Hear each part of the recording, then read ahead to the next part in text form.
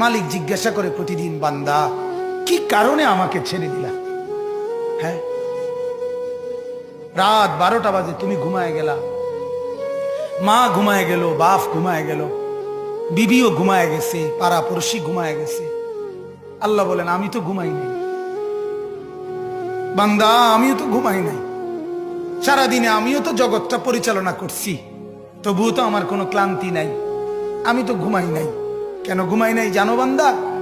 রাতের 2টা বাজে যদি তোমার পেশাব করতে হয়, রাতের 3টা বাজে যদি তোমার দরজা খুলতে হয়, তখন যদি তোমাকে উঠতে হয়, আর আমি যদি ঘুমায় যাই বান্দা, তোমারে চোখ মেলে দিবে কে?